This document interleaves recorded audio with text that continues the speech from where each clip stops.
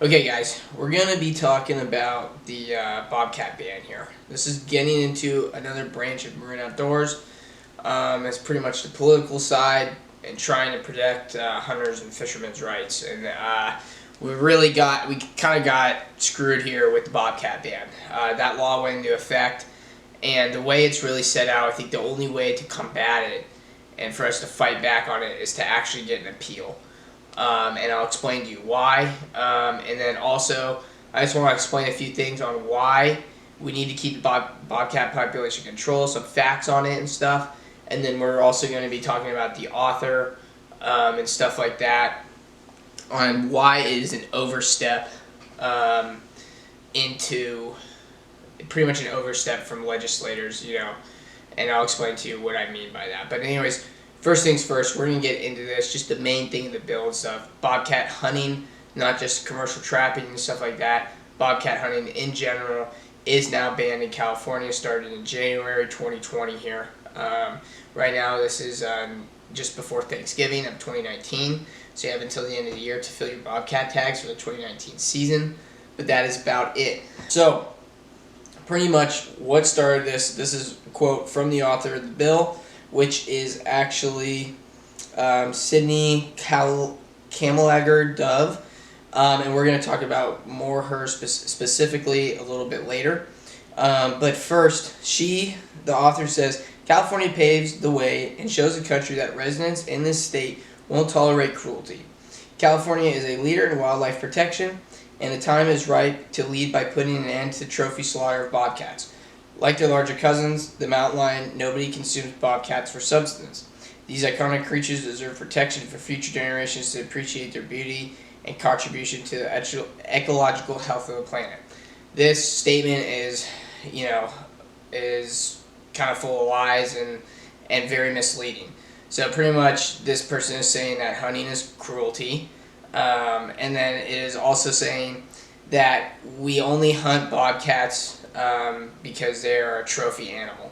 Bobcats they don't really understand trophy hunting, so it's hard to explain to them that a bobcat really isn't it's not a trophy animal. To somebody it might be a trophy animal, like, oh yeah, I got a bobcat, but it's not a trophy animal really. And also in the same token, you can get a trophy duck, you know what I mean? They don't really understand that, it's like a unique, rare, kind of personal accomplishment thing. They really don't understand trophy hunting, and putting bobcat hunting as a context of trophy hunting is very misleading, and is just, used to support their argument. Also, they say that bobcats are not consumed, okay, like their larger cousin, the mountain lion. That is a full, blatant lie. Right now on YouTube, look up mountain lion or bobcat catch and cook, and you're going to find a bunch of them, okay? To say that these predator species are not edible is a total lie just to support your claim and your position and your agenda. That is 100% a lie. And then also they want to say they want protection for future generations to appreciate their beauty and contribution to the ecological health of the planet. Okay, our whole thing as hunters is we want our kids, grandkids, great-grandkids, and generations after that to be able to hunt the same exact species, if not have a better time hunting those species than we did. It doesn't make any sense. We want these animals to stay on a stable population so that their populations are not swinging up and down and bringing other game populations with it. So now that really, we're going to start getting into the facts of why bobcat hunting needs to happen and this bobcat hunting ban needs to be appealed. Now, bobcat populations right now are actually at an advantage. Since 2015, because commercial trapping was banned, commercial trapping was the root of how many bobcats were killed. I'm going to go to my phone a few times, for facts and stuff like this. It might get a little boring. You might guys think it's weird, but I believe it's very important to get these facts correct, especially stating our arguments here. We're going against anti-hunters, and we're going against the legislators and stuff like that, and we need to state a science-based argument that shows what we're saying is correct. But so, Right now, let me put this up.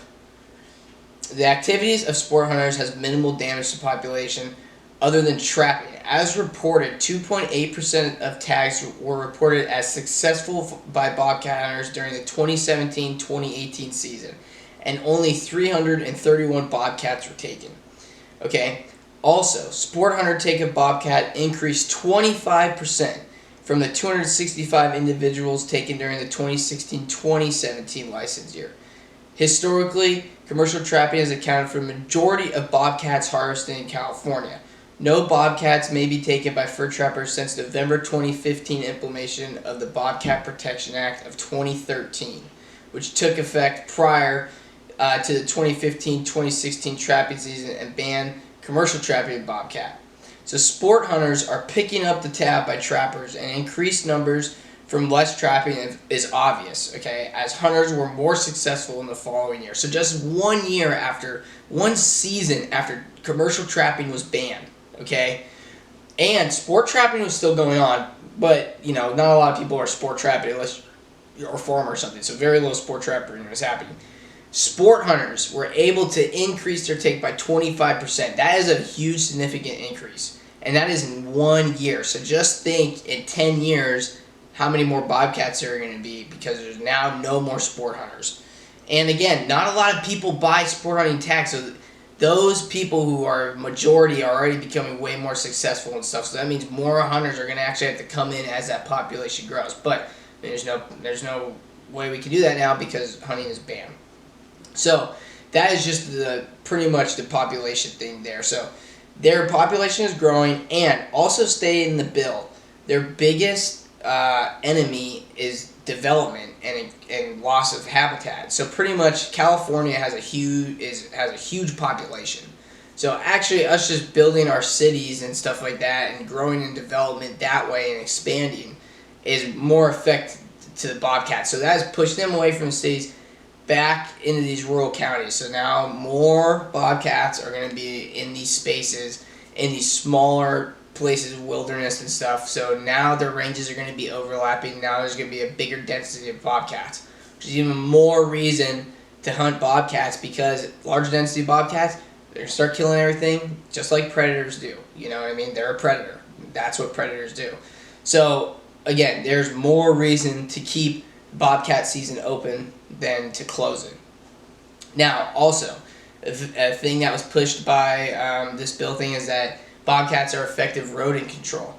Okay, one, we have a lot of things that eat rodents. Coyotes, house cats, hawks, snakes.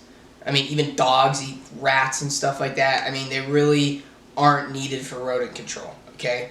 Also, they prey on our game bird species. Quail, ducks, pheasant, stuff like that. That is really what they're detrimental to.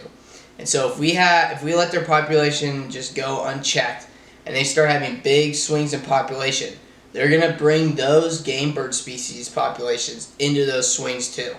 And that is going to affect us way more, and it's going to be way more visible than a bobcat season in predator hunting. Way more people pheasant hunt, way more people duck hunt, way more people quail hunt. You know what I mean? So once those species really start getting affected, then you're going to have an uproar. Okay, now we're going to talk, we've pretty much gone over a lot of the facts, pretty much what affects them, what they eat and stuff, all that stuff. Now we're going to get a little bit more political, and this is why, another reason why I say it has to be an appeal, because we have in the bill, we have a possibility of reenacting a bobcat season in 2025, but there are under very strict stipulations. I'm going to read them directly from the bill, and you're going to see why the only way to get our bobcat season back is an appeal, because they have effectively priced us out of ever getting a bobcat season again. So, Section 6, Part A, before opening a bobcat hunting season pursuant to Section 4157, the Department in consultation with other relative state agencies, blah, blah, blah, shall develop upon appropriation by the legislature a bobcat management plan to inform and coordinate management decisions regarding bobcat populations. So this is the big thing, and this is talking about DFW and the price to get the Bobcat season back up and going. So the Fish and Game Department came out against it, saying financial repercussions would be more harmful, but they were ignored again as in the past. AB 1254, this is a quote from DFW right now. AB 1254 would also put substantial unnecessary financial strain on the state. According to the Assembly Appropriations Committee analysis, in addition to the annual loss of $35,000 from those sales of Bobcat tags and $30,000 to review and update regulations, AB 1254 would cost up to $2.5 million for the department to develop and implement a Bobcat management plan. Now, also in the law states that this Bobcat management plan must be covered by the sales of tags, okay? So we would have to do the bill. So that means they would want more Bobcat hunters, etc. So they have effectively priced us out of ever getting a Bobcat season back. There's no way we're going to raise $2.5 million for DFW to implement a management plan. And that management plan that we raised the money for may not even come out in our favor saying that they should do hunting. They might come out and get skewed and go, well, we need non-lethal repercussions first for a few years before we can open this hunting. Blah, blah, blah. That just opens it up to the possibility of a Bobcat season coming back in 2025, which is ridiculous. Now, we're going to talk about the author of the law. And I believe this is very important because it shows the overstep of California legislators in big cities affecting rural counties with the legislation that they enact. So Sydney Callinger Dub. I'm sorry if I'm butchering that. I really wish I could read it, but I'm horrible with names. She is an American, this is from Wikipedia, is an American politician currently serving in the California State Assembly. She's a Democrat representing the 54th Assembly District encompassing Mid-City Los Angeles, the Crenshaw community, Baldwin Hills, Ladera Heights, Windsor Hills, all of Culver City, and parts of Westside Los Angeles. So pretty much someone who deals with city issues, isn't a hunter, fisherman, outdoorsman and stuff, is creating wildlife law that is going to be affecting rural counties. They state that encroachment on habitat and development is pushing these bobcats away. Okay, so that's pushing them to these rural counties that are dealing with them. Okay, so they're in Los Angeles County. It's funny, ironic. The same amount of bobcats were killed as in Marin County, which I live in, and that was one bobcat. Okay, so they have very few experienced bobcats. Some counties have up to 50 bobcats killed and stuff because they are in rural counties and are dealing with bobcats. They are farmers, hunters, game ranch managers, etc., whatever.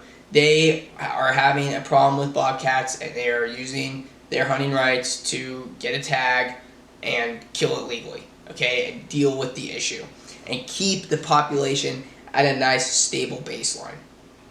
Okay, now also authors of this were like the Humane Society of the United States, California Animal Welfare Association, Cal Animal Center for Biological Diversity, Citizens for Los Angeles, Project Coyote, these groups that have a bias against hunting, these anti-hunting groups, and a lot of them just protested to get this legislation written. They first started with commercial trapping, and then they stopped dog hunting for bobcats. Then they stopped sport trapping, and then they stopped sport hunting. I mean, they really just plugged at it right away, and they're really going after predator hunting. I believe 100% the next predator to get taken off of the hunting list is either going to be the coyote or the bear. I really think bear is going to be next because I just see more of a push to it. And also the coyote is federally managed. So on a statewide basis, it is way easier for them to go after bear hunting than it is coyote hunting. Because like I said, the state allows just the feds to manage coyotes. We go off of federal wildlife law with that stuff, and they're a varmint, and so we can shoot them, etc. So that is really the whole entire thing. This is a big overstep from legislators, from these animal rights groups, etc. And this is going to be detrimental to the state's wildlife health. And I mean, I can't stress it enough. I just take the bias out that I'm a hunter and stuff like that. Just if somebody said you need hunting to keep everything regulated and stuff like that and everything healthy, would you be able to deal with that? Even if you're someone who does not like hunting, you have to understand the importance and the effectiveness of hunting and controlling this stuff.